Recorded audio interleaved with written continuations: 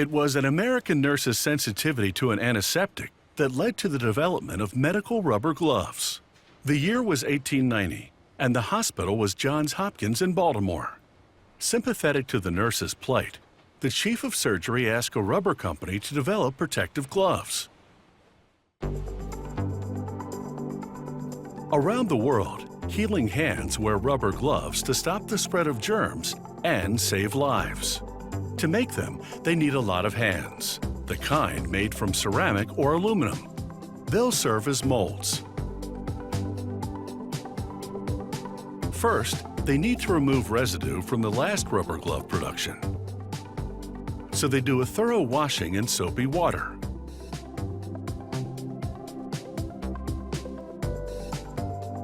And then in bleach. They must remove every speck of residue, because even the smallest contaminant could lodge in the latex rubber gloves and create holes. Leaving the bleach, the ceramic hands twirl into round bristles scour the surface. After this thorough scrubbing, the hand molds dive into a tub of hot water. It's the last cleaning before production begins. As they exit the tub, the hands swivel on the rail carrier to drip dry.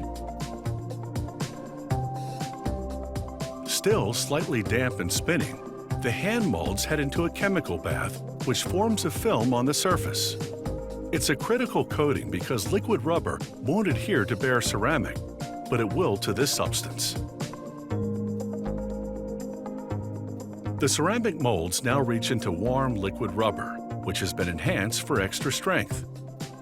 The liquid rubber reacts with the chemical coating on the hands and becomes gel-like.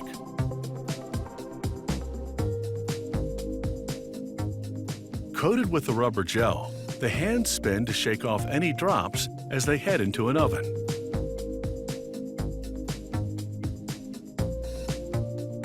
Under intense heat, the rubber dries to the hand form. It also undergoes a chemical process called vulcanization that makes the rubber stronger and elastic. After a wash and dry, the gloves spin through brushes which roll up the cuffs. This cuff roll, called the bead, has a specific purpose. It makes it easier to pull the rubber glove off the mold.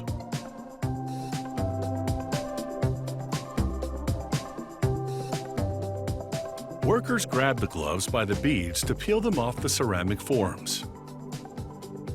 These particular medical gloves were molded from synthetic rubber for people who can't wear natural latex rubber due to allergies. These synthetic rubber gloves are a bit stickier than the natural latex ones, and they must be removed by hand. However, the natural latex gloves come off much more easily. Bursts of pressurized air blow these gloves off the ceramic forms. At a test station, a worker now stretches and inflates each medical glove to check for weak spots and holes. Even a pinhole leak would be cause for rejection.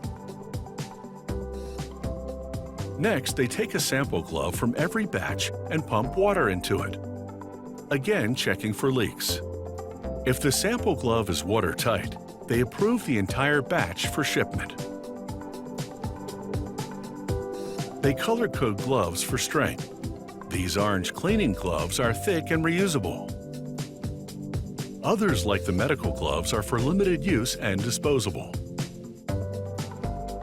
Each rubber formulation is customized for color, strength, and other characteristics. It has taken a lot of fake hands and real ones to make rubber gloves, and it all happens very fast. They manufacture 200 rubber gloves a minute at this factory. That's about 12,000 gloves per hour. They pack them up in batches of 100. A cornstarch solution applied earlier keeps them from sticking together in the box. Later, that starch will also act as a lubricant to allow the gloves to slide easily onto hands. And with that, these rubber gloves are ready to protect the public.